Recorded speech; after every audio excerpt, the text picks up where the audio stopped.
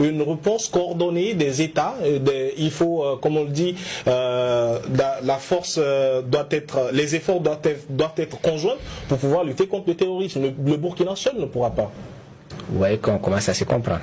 Monsieur l'ambassadeur reconnaît aujourd'hui que notre armée est en reconstruction après 60 ans d'indépendance. Et après 60 ans de présence. C'est pas la faute à la France. Laissez-moi finir. Depuis 1960, on a toujours des instructeurs français et la plupart de nos militaires sont formés chez vous. La plupart de nos généraux ont été formés chez vous.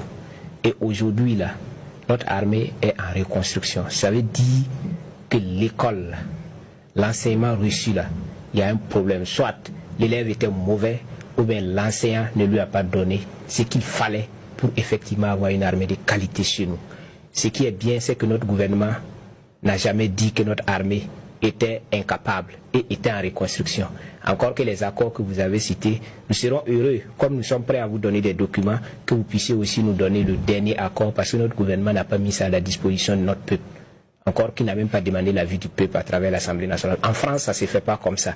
Pour des questions qui sont importantes pour la vie de la nation, il me semble que le gouvernement français demande l'avis des représentants de son peuple qui sont à l'Assemblée. Chez nous, ça ne se passe pas comme ça.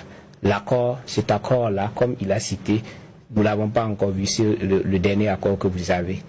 Et si c'est à la demande de la France que l'accord a été révisé pour permettre à la France de stationner sur nos sols, ça veut dire que la question des bases militaires, l'absence ou la présence, c'est un jeu de mots. Nous n'avons pas dit que la France a construit des camps militaires chez nous. Nous disons que la France a de la logicielle, du matériel, des hommes sur nos sols. C'est de ça qu'il s'agit. Encore une fois, nous n'avons jamais posé notre revendication directement contre la France. Ce qui est bien, c'est qu'au Burkina, la société civile est très organisée et nous comprenons la source de nos problèmes. C'est pourquoi, effectivement, lors de nos activités là, nous avons posé d'abord la plateforme. On a remis la plateforme au Premier ministre. La plateforme de l'UAP a été remise au Premier ministre. Et les journées de protestation, nous n'avons jamais demandé à marcher en la direction de l'ambassade de la France. L'ambassade de la France.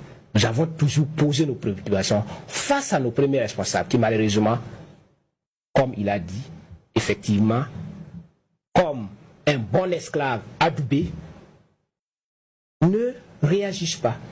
C'est pourquoi, effectivement, nous sommes dans notre rôle d'éveil.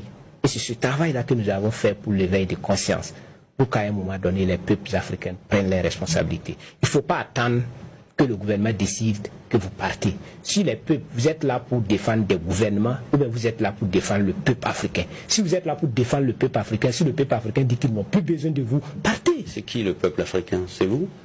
Et donc, pour finir sur la question, ce qui est bien aussi, c'est que l'autre question, sur la question des intérêts de la France, Monsieur l'ambassadeur a répondu par l'affirmative qu'effectivement la France défend des intérêts dans nos pays, mais c'est plutôt des intérêts stratégiques et politiques. Justement, l'économie là, c'est un élément des intérêts géostratégiques et politiques. C'est important.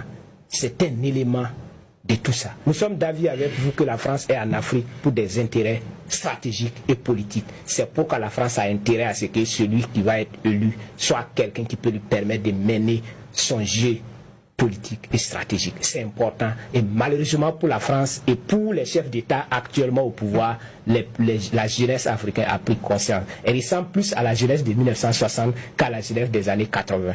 Aujourd'hui, nous avons une jeunesse qui a pris conscience. Nous avons un peuple qui a pris dans la douleur et aujourd'hui cherche effectivement à aller vers son émancipation. Et ça va arriver. La France, aussi bien la France que ses valets locaux ont intérêt à suivre la marche. Si le Burkina a des difficultés, c'est parce que nous avons une classe politique au pouvoir qui n'ont pas suivi la jeunesse, qui a fait l'insurrection de 2014 et qui a résisté face à un putsch soutenu à un moment donné par la communauté internationale. C'est ce qui est important dans notre pays. Nous avons une jeunesse qui a compris. Et malheureusement dans la sous-région, pour les détracteurs des peuples africains dans la sous-région, beaucoup de jeunesse ont compris et beaucoup de peuples ont commencé à prendre conscience. Et ça, il faut effectivement, si la France veut rester en Afrique, de redéfinir les accords. C'est important. Et dans ce cadre-là, il faut que les accords soient négociés en partenaires et non pas en maître. Moi, ça me fait rire quand on dit France-Afrique. Qu'est-ce que vous proposez? Par exemple, Qu'est-ce que vous proposez concrètement? Quand on dit France-Afrique, quand 10 chefs d'État africains sont obligés de courir à Paris pour rencontrer le président Macron, pour discuter, et on dit non, c'est un sommet France-Afrique, c'est un sommet Russie-Afrique, mais c'est dommage pour nos pays.